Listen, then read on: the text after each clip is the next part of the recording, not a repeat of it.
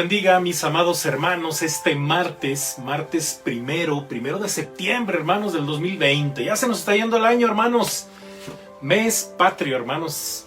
Un mes muy especial, hermanos. Y bueno, pues continuamos con nuestro estudio de cartas generales, hermanos. Hemos tenido muchos problemas con la conexión, hermanos. Espero que usted tampoco tenga o haya tenido a lo largo de todo este día pues problemas con la conexión. Y bueno, pues que el Señor nos cuide y nos bendiga, hermanos, en esta noche, y que usted pueda reflexionar en este martes, hermanos, de cartas generales. Acuérdense que estamos estudiando, hermanos, la carta de Judas, y vamos a orar, hermanos, y que el Señor nos guíe. Padre eterno, gracias te damos por tu fidelidad, gracias te damos por tu bondad, Padre, porque hasta aquí nos has bendecido, nos has ayudado, Padre, no nos ha faltado absolutamente nada. Gracias, mi Dios, porque tú tienes cuidado de todo lo que necesitamos. Padre, gracias porque reconocemos, mi Dios, que no solo de pan vive el hombre, sino de toda palabra que sale de tu boca. Y la mesa está servida, Padre, porque tú eres fiel y nos alimentas con tu palabra. Que sea tu palabra, mi Dios, la que nos hable, la que marque la diferencia, mi Dios, y mi vida solo sea un instrumento de gracia en tus manos, para honrarte y glorificarte, Padre, pero también para edificar a tu iglesia, en el nombre de Jesús. Amén. Amén, hermanos, y bueno, pues vamos a continuar, hermanos. Espero que ya tenga su material por ahí, que a lo largo de todo este día hemos estado compartiendo, hermanos. Y bueno, pues yo quiero que por favor tenga lista su Biblia en la carta de Judas, y vamos a reflexionar, hermanos, como usted lo puede observar. Esta es la tercera parte, hermanos, la tercera reflexión, el tercer video, ¿verdad?, relacionado con la epístola de Judas, y vamos a reflexionar solamente en 3 versículos, versículos 5 al 7, versículos 5, 6 y 7. Muy bien, voy a leer la palabra de nuestro Dios. Dice: mas quiero recordaros, ya que una vez lo habéis sabido, que el Señor, habiendo salvado al pueblo, sacándolo de Egipto, después destruyó a los que no creyeron. Y a los ángeles que no guardaron su dignidad, sino que abandonaron su propia morada, los ha guardado bajo oscuridad en prisiones eternas para el juicio del gran día, como Sodoma y Gomorra y las ciudades vecinas, las cuales de la misma manera que aquellos, habiendo fornicado e ido en pos de vicios contra naturaleza, fueron puestas, por ejemplo, sufriendo el castigo del fuego eterno. Muy bien, hasta ahí nos vamos a quedar, hermanos, porque pues es una reflexión muy especial la que vamos a tener, y respetando poco a poco ahí el mismo bosquejo, ¿verdad?, que la carta nos ofrece. Y bueno, en esta tercera parte vamos a hablar de ejemplos de la historia. Y bueno, antes de proseguir, hermanos, con su descripción de los falsos maestros y su anuncio acerca de la condenación que se avecina, Judas, hermanos, recurre a la historia y da 3 ejemplos del juicio divino, ¿sí? Recordemos que también Pedro toma 3 ejemplos de la historia, ¿verdad? Ahí usted ya se ha de recordar que cuando pasamos por el apóstol Pedro en estas cartas, ahí en el capítulo 2, versículos del 4 al 8, ¿verdad? Bueno, también Pedro usa 3 ejemplos, pero Judas usa una secuencia diferente y también cita otro hecho más. Pedro, por ejemplo, presenta, hermanos, un orden cronológico. Él habla de ángeles, diluvios, Sodoma y Gomorra, pero Judas tiene un orden temático en el cual menciona a los israelitas incrédulos en el desierto, a los ángeles caídos y a los ciudadanos de Sodoma y Gomorra. En estos tres casos, Judas enfatiza el tema de la desobediencia, fíjese bien, y rebelión contra Dios, que lleva inevitablemente a la condenación. Entonces es una enseñanza muy especial, hermanos, muy profunda. Y bueno, vamos a empezar con el versículo 5. Hay mucho que reflexionar en esta noche del versículo 5. Y vamos a irnos paso a paso. Y bueno, versículo 5, inciso A, ¿verdad? Israel incrédula. Vamos a hablar de Israel, vamos a hablar de este ejemplo, hermanos. Nuevamente dice el pasaje, aunque ustedes ya saben muy bien todo esto, quiero recordarles que el Señor, después de liberar de la tierra de Egipto a su pueblo, destruyó a los que no creían. Bueno, esto está en la Nueva Versión Internacional. Muy bien, vámonos también, hermanos, vamos a ir separando poco a poco algunas frases de este versículo y vamos a comenzar con un prefacio, una especie como de advertencia, ¿verdad? ¿Con qué nos vamos a topar con este versículo? Bueno, Judas, fíjese bien, hermanos, presenta los 3 ejemplos utilizando una alabanza y manifestando el deseo de traer un recuerdo a la mente de los lectores. Contacto, fíjese bien, porque es una carta agresiva, hermanos. Yo se lo he dicho desde la semana pasada, desde que empezamos esta carta. Bueno, la carta de Judas sí es una carta fuerte. Y contacto, hermanos, alaba a los creyentes por su conocimiento de las escrituras del Antiguo Testamento. Sí, él dice, aunque ustedes ya saben muy bien todo esto, ¿verdad? O sea, no está hablando de algo que ellos no sabían, no está hablando de algo que a lo mejor ellos desconocían, no. En virtud a algo que todos saben, ¿verdad?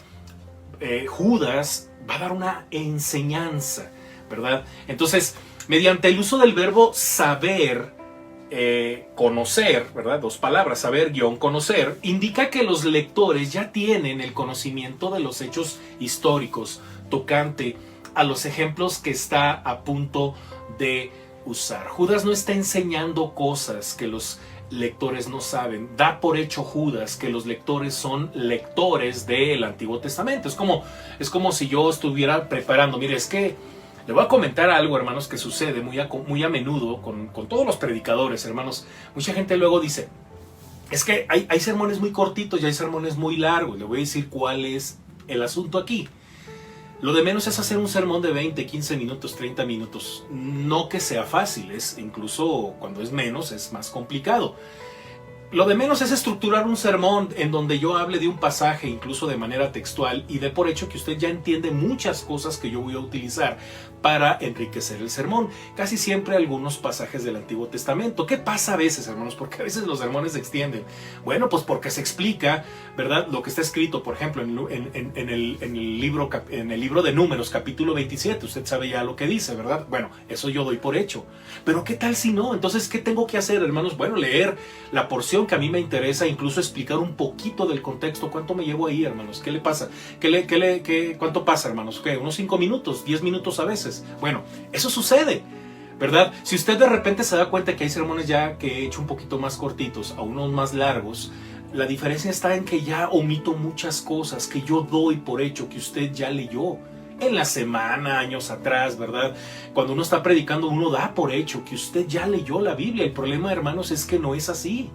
El problema es que yo, por ejemplo, estoy hablando de la segunda carta, del segundo libro de los Reyes, capítulo 5, y yo doy por hecho que usted ya conoce esa historia, ¿verdad? Y entonces yo empiezo a hablar, y ¿sabe qué pasa? ¿Cuál es el riesgo? Que a lo mejor usted no sabe ni de lo que estoy hablando. Y eso es hasta cierto punto, hermanos, frustrante. Entonces, ¿por qué a veces nos tardamos mucho? Porque damos mucha explicación, hermanos. Pero bueno, yo doy por hecho, hermanos, si yo me propuse en mi corazón ser un poquito más sobre todo con esta cuestión de la enseñanza virtual, hermanos. No, yo entiendo que no es lo mismo. Se cansa uno mucho de estar en una pantalla.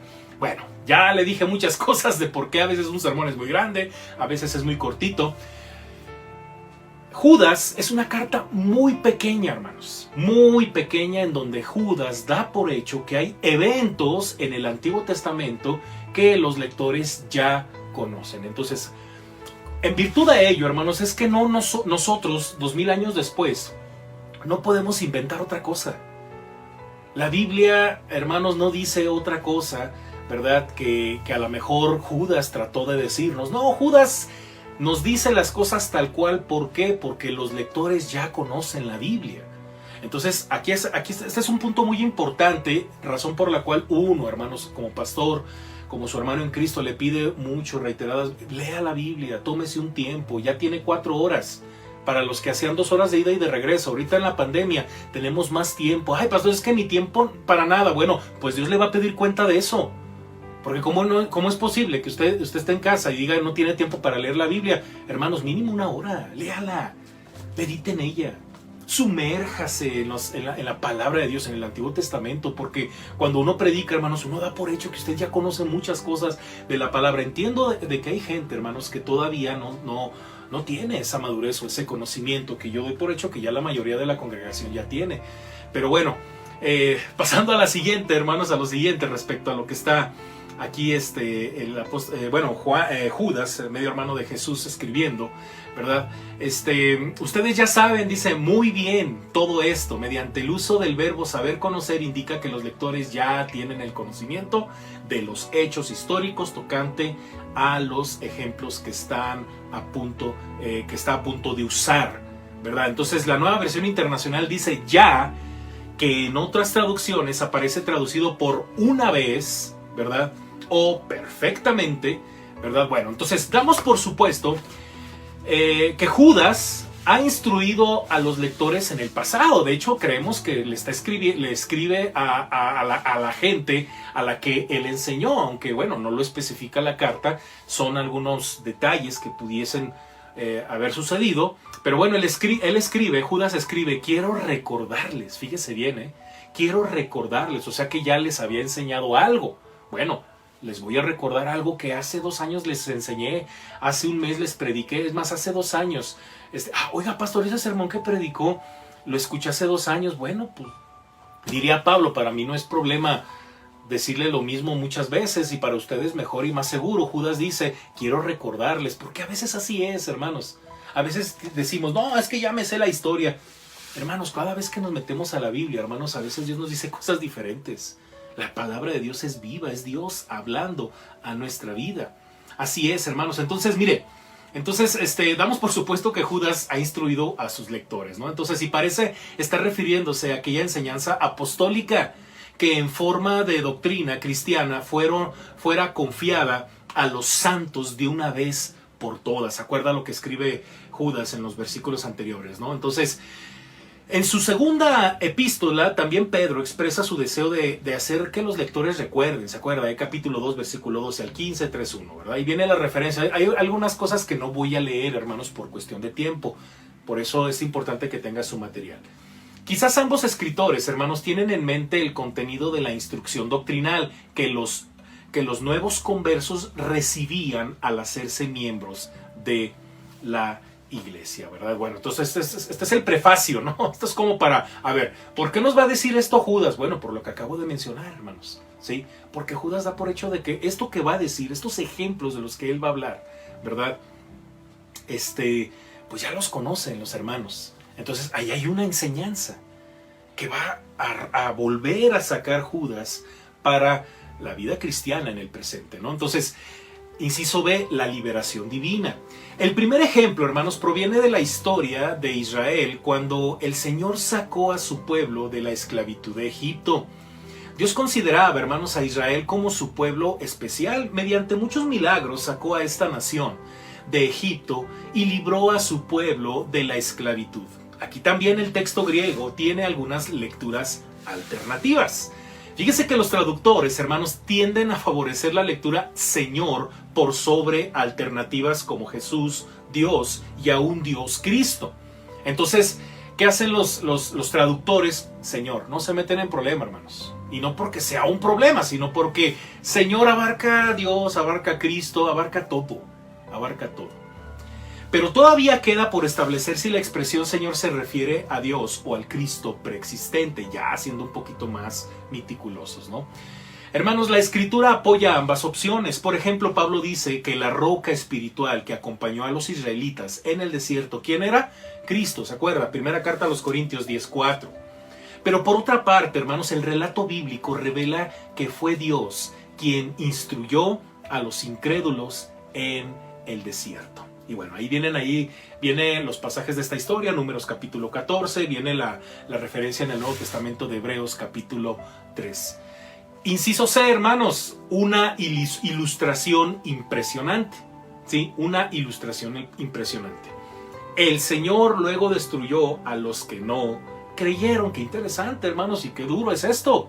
Sí, o sea, saca a su pueblo de Egipto y ¿qué hace después? Destruye a los que no creyeron. Judas, hermanos, quiere que todos sus lectores recuerden que todas las personas mayores de 20 años que no creyeron murieron en el desierto. Eso pasó, hermanos. Según Números capítulo 1, verso 45 y 46, hermanos, la suma, fíjese bien, hermanos, la suma total de todos los hombres mayores de 20 años era de 603 600,000, 550. ¿Se acuerda? Ahí está el pasaje, hermanos. Fíjese bien cómo lo dice. A mí me sorprende, ¿no? Cómo es muy detallista la palabra de nuestro Dios, ¿no? Entonces voy a leerlo rápidamente, hermanos. Aquí sí, en estos pequeños detalles sí me quiero detener un poquito, hermanos, porque habla de números. Dice el capítulo, ¿qué dijimos? Capítulo 1, versículos 45 y 46.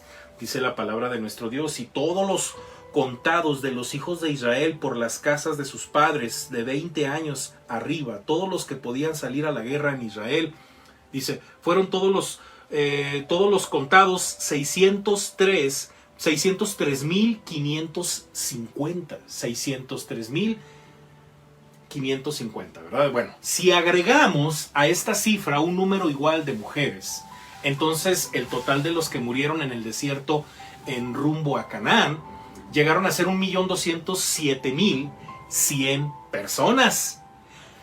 Y si dividimos ese total, hermanos, por el número de días del viaje de 38 años, ¿verdad? Ahí hay que hacer ahora sí que hacer una suma, ¿verdad? De todos los días en 38 años y hacer luego después esa división, ¿verdad? 1,207,100 entre el resultado de esa multiplicación, ¿verdad? Bueno, hacia Canaán, bueno, después de que Dios pronunciara la pena de muerte, llegamos a la suma sobrecogedora de casi 90 muertes por día. O sea, de Cades Barnea, hermanos, de Cades Barnea hasta que se cumple lo que Dios dijo de que iban a morir, o de que murieron, ¿verdad? Que está registrado esto.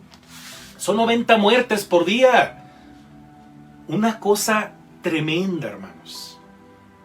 ¿Y qué era? ¿Una pandemia? Sí, una pandemia de incredulidad que hizo que murieran 90 personas por día. Deuteronomio capítulo 2, versículo del 14 al 15, puede leer algo al respecto. Mire, esta nación, hermanos, tan altamente privilegiada, fue testigo de muchos milagros asombrosos que lograron su liberación de la esclavitud.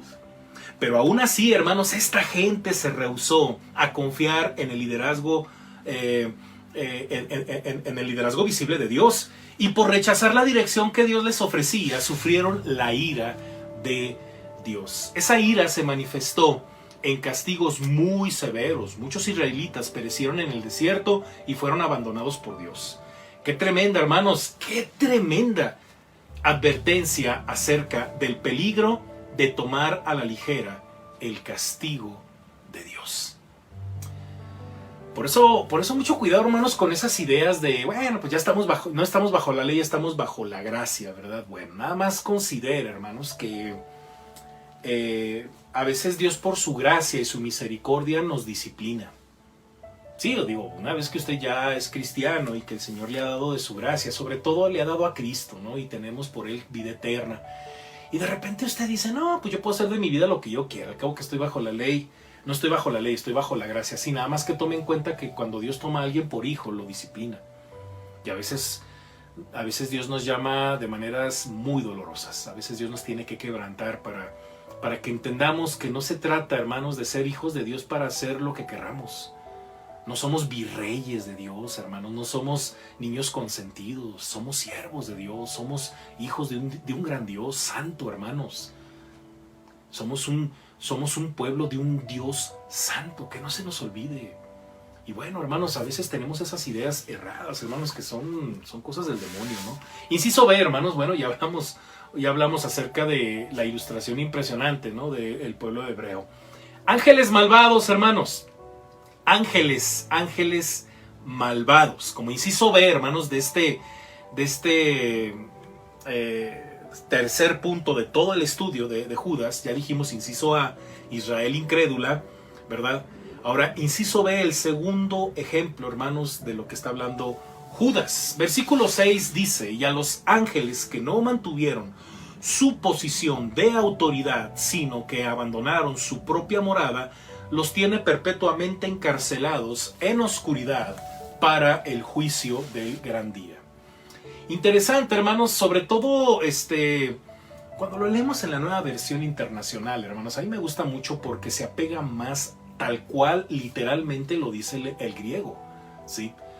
Quizá a lo mejor ya en la Reina Valera tenemos una traducción un poquito, pues es más antigua, pero quiero comentarte que las palabras que usa la NBI las entendemos mejor. Pero ¿qué crees? Está más literal como está en el griego. Por eso uso mucho la NBI. Hay versiones que yo omito, hermanos. En este tipo de estudios yo omito mucho, por ejemplo, versiones como Dios habla hoy, ¿verdad? Que tiene, como que se adelanta un poquito a que nosotros hagamos un profundo estudio del pasaje en términos teológicos, en términos incluso doctrinales. Entonces como que ya te lo dice, como que lo que el autor, los traductores de esta Biblia Dios habla hoy, no estoy diciendo que es mala, sino que bueno, yo prefiero mejor yo mismo meterme a la palabra, ¿verdad? Que tenerlo ya así tan fácil, que lo que a lo mejor el traductor, el cuerpo de hermanos que pusieron esta versión, pues ellos tienen una creencia, ¿no? Quizá a veces, muchas veces, hermanos, dispensacionalista. Yo, la verdad, yo recomiendo que estudien mejor la Biblia, hermanos, así de simple. Muy bien, entonces, hermanos, el segundo ejemplo de rebelión que Judas usa tiene que ver con los ángeles, hermanos. Y este es un pasaje muy interesante. Mire, Dios ni siquiera perdonó a aquellas poderosas criaturas a las que había dado posiciones de poder, ¿sí? Porque quizá usted y yo, nosotros seres humanos, sabemos mucho acerca de la gracia, del perdón. Sabemos mucho acerca de la redención, de la misericordia de Dios. Cantamos, hermanos, en la cruz, do primero vi la luz y las marcas en mi alma yo la ve, ¿verdad? ¿Se acuerda ese bonito himno? Nosotros podemos cantar cosas en virtud a la pasión de Cristo, a ese gran amor que fue manifestado en la cruz por nuestro Señor Jesucristo. Pero ¿qué cree? Los ángeles no pueden hacer eso. Ellos no saben de eso. Pero ellos sí saben más cosas de Dios que tú y yo juntos. Ellos, hermanos, en serio, ellos fueron creados por Dios y ellos siempre han estado con Dios. Por eso, hermanos, en el pasaje, por eso ni Dios siquiera perdonó a aquellas poderosas criaturas a las que había dado posiciones de poder, principados y autoridades, como Pablo lo menciona, ¿verdad? En Efesios capítulo 1, capítulo 3 y capítulo 2 de Colosenses. Ahí vienen las referencias bíblicas, hermanos. Dios también les había dado ciertas tareas, entre las que se incluían la de servirle de mensajeros, como lo leemos en el Salmo 104, versículo 4. Lo voy a leer, hermanos, Salmo 104, ¿verdad? Versículo 4. Dice la palabra de nuestro Dios: el que hace los vientos sus mensajeros, ¿verdad? Y las flamas de fuego sus ministros. Y se está refiriendo a los ángeles. Hebreos 1:7 también, hermanos, dice de la siguiente manera. Hay pasajes que sí voy a leer, hermanos, porque son muy, muy padres, muy hermosos, hermanos. Yo espero que lea los otros, hermanos, que no se quede por ahí así como que, luego lo leo y ya después ya no lo lee. Versículo 7, ¿verdad? Dice del capítulo 1. Ciertamente de los ángeles dice: el que hace a sus ángeles espíritus y a sus ministros llama de fuego. Haciendo referencia al Salmo 104, versículo 4, ¿verdad? Porque eso es lo que son los ángeles. Dios les había dado una tarea. Bueno, no obstante, cuando estos ángeles se rebelaron contra él, Dios los castigó con prisión. Y ahorita vamos a hablar de eso, hermanos, no se me vaya a desanimar. Muy bien, inciso A, hermanos. Y a los ángeles que no mantuvieron su posición de autoridad. ¿Qué significa esta frase, hermanos? Mire que en el pasaje paralelo a Pedro se limita a decir que los ángeles pecaron, ¿sí? O sea, segunda carta de Pedro, capítulo 2, versículo 4, lo voy a leer rapidísimo, hermanos. Dice: porque si Dios no perdonó a los ángeles que pecaron, fíjese bien, que pecaron, sino que arrojándolos al infierno los entregó a prisiones de oscuridad para ser reservados al juicio. El pasaje paralelo a ¿verdad? Bueno, se limita a decir que los ángeles pecaron, nada más, no dice otra cosa. Entonces muchos comentaristas opinan que los ángeles dejaron su posición de autoridad y fueron a la tierra a buscar mujeres para tomarlas como esposas, ¿verdad? Según Génesis capítulo 6, versículo 2, atribuyendo que los hijos de Dios eran los ángeles.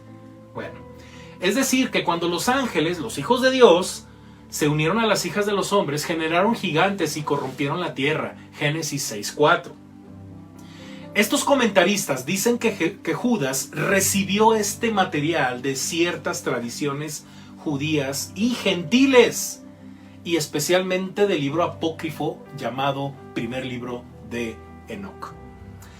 Otros expositores observan que sabemos poco de los ángeles o de la autoridad, más bien sabemos poco acerca de las posiciones de autoridad desempeñadas por los ángeles. ¿Se acuerda ya en capítulo 10 de Daniel que se pone a orar, hermanos, y que de repente llega un varón con ciertas características que le dice: hace 21 días que tu oración ha sido contestada, pero no me dejaba pasar el príncipe de Persia, pero me vino a ayudar Miguel, ¿verdad? El arcángel Miguel, me vino a ayudar Miguel, ¿verdad? Y luego al rato vamos a enfrentar al de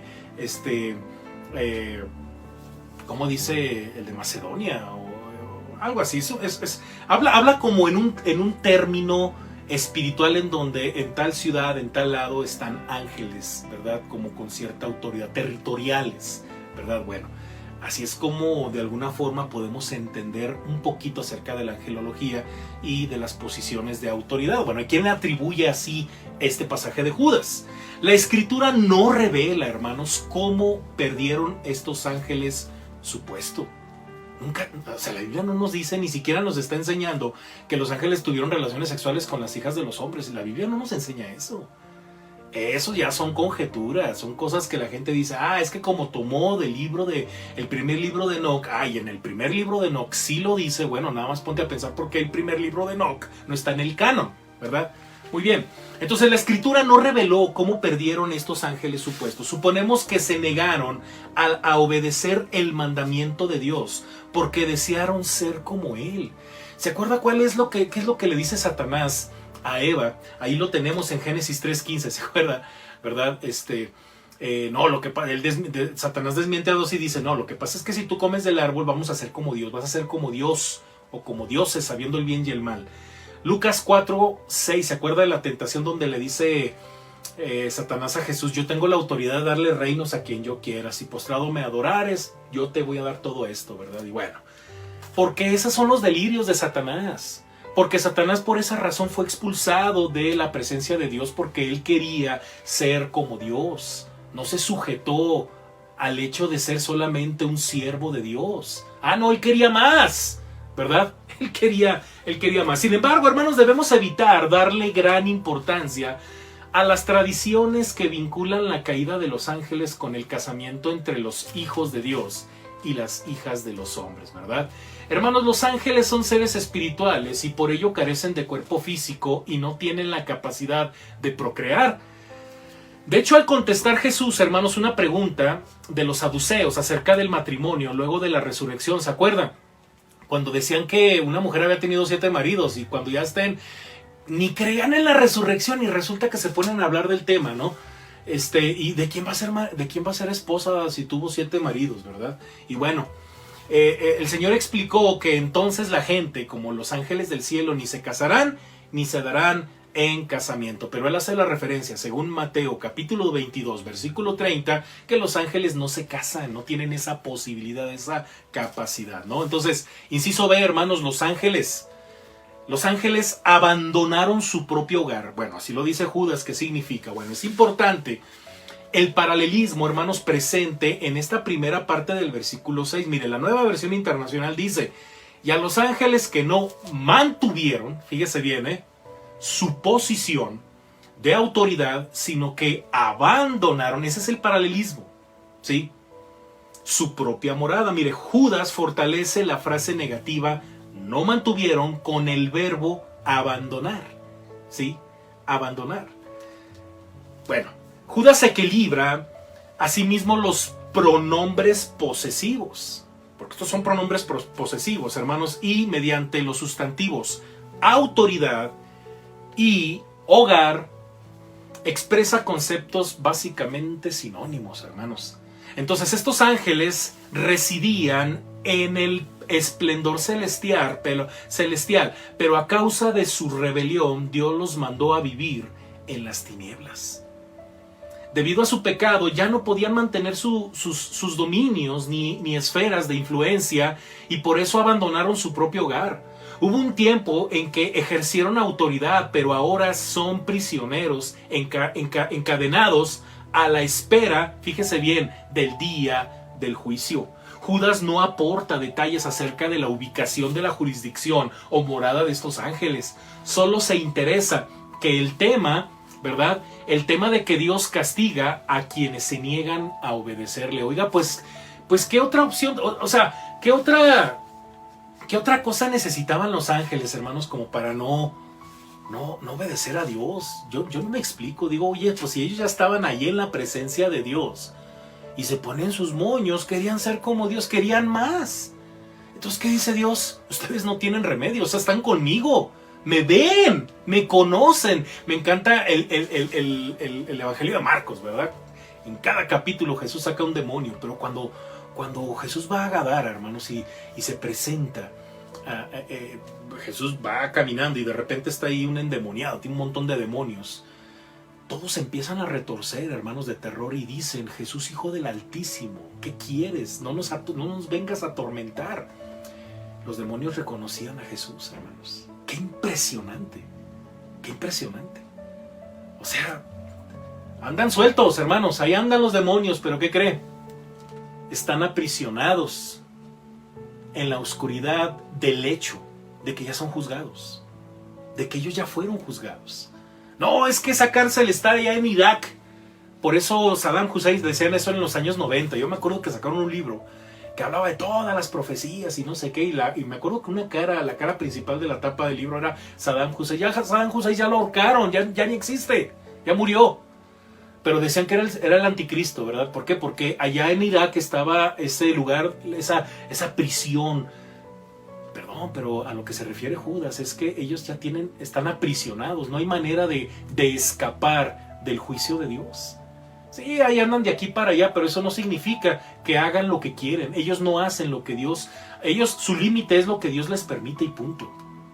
Así de simple. Ellos ya fueron juzgados. El problema es que a veces vemos la angelología, la demonología, según lo que Hollywood y las novelas y las caricaturas nos dicen. Esa cosa entre el bien y el mal y Dios contra Satanás. Perdón, pero Dios no tiene contrincante. ¿Usted cree que Dios Satanás se va a poner a las patadas con Dios? Dios no, o sea, Satanás ya fue derrotado. El problema es que como creemos cosas erradas respecto a eso, es que Satanás se aprovecha de nuestra ignorancia y hace de nosotros lo que quiere y nos destruye. Porque ignoramos la autoridad de Dios, ignoramos incluso lo que ya Dios decidió sobre estas personas, sobre estos seres, estas criaturas creadas por Dios, que estuvieron con Dios, pero por haber pecado, por haberse rebelado, hermanos, fueron entregados a prisiones oscuras. Prisiones oscuras, ¿qué significa? A un juicio que no va a cambiar, ya fueron juzgados por Dios. Eso es desesperante, ¿eh? Ya no tener opción. Ya me acuerdo que alguien me decía, si el diablo te recuerda tu pasado, tú recuérdale su futuro. ¿Por qué? Porque pues ya son juzgados, hermanos, ellos ya fueron juzgados. Ok, hermanos, entonces, inciso C, los tiene perpetuamente encarcelados en oscuridad para el juicio del gran día. Vamos a seguir aquí dándole un poquito de vuelta a esto, hermanos. Mire, aquí encontramos uno de los contrastes descriptivos de Judas. Los ángeles no mantuvieron su posición de autoridad, sino que Dios los tiene bajo oscuridad. No debemos pensar, hermanos, que este texto indica que todos los ángeles caídos están encerrados en un lugar determinado. Si ese fuera el caso, la tierra no estaría plagada de demonios. La imagen que Judas quiere comunicar es que los ángeles rebeldes están viviendo en oscuridad espiritual y están encadenados a su sentencia de juicio divino, de lo cual nunca podrán escapar. A eso se refiere Judas. Usted quiere creer otra cosa, a usted le emociona más que hay un lugar, que hay un país que abajo de la tierra están los demonios. Bueno, pues no sé a qué nos lleve eso, hermanos, pero creo que el hecho de creer mejor esto nos hace tener una posición mejor ante las fuerzas demoníacas. Tampoco significa que usted se ponga las patadas con ellos, tenga mucho cuidado. No, hermano, simple y sencillamente eso nos da un gozo saber que Cristo los juzgó, el Señor los juzgó, Dios mismo los mandó, hermanos, los expulsó de su presencia bajo una condena que ya no cambia. Esa es la prisión de ellos, no pueden salir de eso. Y eso para nosotros es una gran bendición, hermanos, porque cuántas personas no están esclavizadas por el poder del mal, por el poder del enemigo. Y todo esto nos hace predicar con denuedo, con valor el Evangelio. A veces creer estas parábolas raras, ¿no? Estas cosas raras que la gente se inventa, que vinieron y tuvieron relaciones sexuales con las mujeres, y por eso los gigantes, y que los Anunnakis, y que no sé qué, y que en tal país está la prisión de los ángeles. Por Dios, hermanos, eso no nos lleva a ningún punto. A mí me lleva a alabar y a glorificar a Dios por su santidad, hermanos. Porque así como Dios no perdonó a los que se murieron y quedaron tendidos en el desierto, tampoco Dios perdonó a los ángeles que lo vieron, que estuvieron con él, pero que se rebelaron aún así, hermanos. Y de eso está hablando Judas, de lo delicado, de lo grave que es la rebelión. Que usted guste de la gracia de Cristo, que usted sea cristiano, que usted tenga las bendiciones y de repente se suelta de Dios. Empieza a blasfemar, empieza a vivir una vida descarriada, no me importa nada, es mi vida. Oye, ten cuidado, creo que esta carta es muy delicada, sobre todo en ese sentido, hermanos. Y mire, de este versículo 7, hermanos, de este versículo 7, ¿verdad? Porque ya es el tercer ejemplo, Sodoma y Gomorra. Dice de la siguiente manera: como Sodoma y Gomorra y las ciudades vecinas, las cuales de la misma manera que aquellos, habiendo fornicado e ido en pos de vicios contra naturaleza, fueron puestas por ejemplo, sufriendo el castigo del fuego eterno. Ya vamos a terminar, hermanos. Me perdí un poquito del tiempo, hermanos, pero espero que ya vamos a terminar, hermanos, ya falta poquito. Muy bien. De este versículo 7, hermanos, notemos los siguientes puntos. Inciso A, comparación, porque ya estamos en el tercer ejemplo, hermanos. Comparación. Mire que el tercer ejemplo de rebelión es el más vívido, ya que tanto en el Antiguo Testamento como en el Nuevo Testamento, hermanos, las ciudades de Sodoma y Gomorra se destacan como símbolos de la inmoralidad y son conocidas también por su destrucción por fuego y azufre. Las ciudades vecinas son Adma, Seboim, ¿verdad? Y todo eso está mencionado. Tengo ahí en el bosquejo algunas referencias sobre lo que estamos diciendo. Y Zoar, ¿verdad? Génesis 19, ¿no? Pero bueno, sigamos adelante. Que fueron perdonadas por Dios. Mire, de un modo semejante, estos pueblos se entregaron a la inmoralidad sexual y a la perversión. La Nueva Versión Internacional, hermanos, evita una traducción literal, pero igualmente comunica el sentido del texto. Sin embargo, hermanos, una traducción totalmente literal del griego diría de la siguiente manera. Por eso me encanta la NBI, hermanos, porque cuando uno se va al griego, oiga, así original, tal cual, dice uno, la NBI trata de no desviarse mucho del original, o sea, no le mete otras palabras, sino que tal cual. Y fíjese bien cómo lo leeríamos, ¿verdad? Literalmente del griego. Así como Sodoma y Gomorra y las ciudades circundantes, en forma parecida a estas, dice, estaban entregadas a la inmoralidad sexual e iban en busca de otra carne. Qué interesante, ¿eh? Porque pues ahí se está refiriendo a un suceso del Antiguo Testamento. Cuando los lectores leen esta parte dicen, ya sé a qué nos referimos con esto de buscan otra parte. Pero ahorita vamos a hablar de eso. Inciso B, interpretación. ¿De qué está hablando Judas? La explicación más común es la siguiente.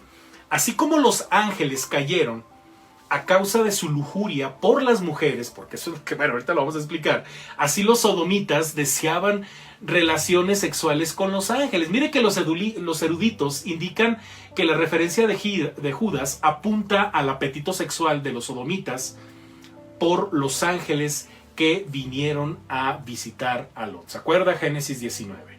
La frase de un modo semejante a esto se refiere a los ángeles que expresaron su apetencia sexual por las hijas de los hombres. Esto según un comentario de otros eruditos, ¿verdad? Que conocen también algunas cosas de la palabra. Entonces, en contraste a esto, los hombres de Sodoma deseaban tener relaciones sexuales con los ángeles. Sin embargo, fíjese bien, la objeción A este punto de vista es que los ángeles son seres espirituales y por ello carecen de cuerpo físico. Los ángeles tomaron forma física cuando fueron a Sodoma. Es más, todos los hombres de todas las partes de la ciudad de Sodoma, tanto jóvenes como viejos, llamaron a Lot y le preguntaron: ¿dónde están los varones que vinieron a ti esta noche? Sácalos para que podamos tener relaciones sexuales con ellos. Así dice el pasaje, Génesis 19, 4 y 5. Los hombres de Sodoma daban el ejemplo de costumbres homosexuales a todos los pueblos vecinos. Si consideramos nuevamente la traducción literal del versículo 7, podemos leer el texto de la siguiente forma: así como Sodoma y Gomorra y los pueblos vecinos en forma semejante a ellas, estaban entregados a la inmoralidad sexual e iban en busca de otra carne. En el contexto del versículo, hermanos, la posición del pronombre estos, ¿sí? El pronombre estos indica que Judas se está refiriendo a los hombres de Sodoma. Pero ¿cuál es el significado del término otra carne? Bueno, el idioma griego revela que el caso de una dualidad, macho y hembra, la palabra otra puede significar la segunda de las dos opciones. Y en este contexto indica una diferencia de clases. Por otro lado, por lo tanto, fíjese bien, cuando los hombres de Sodoma se interesaron por tener relaciones sexuales con varones, pervirtieron el orden creado por la creación normal.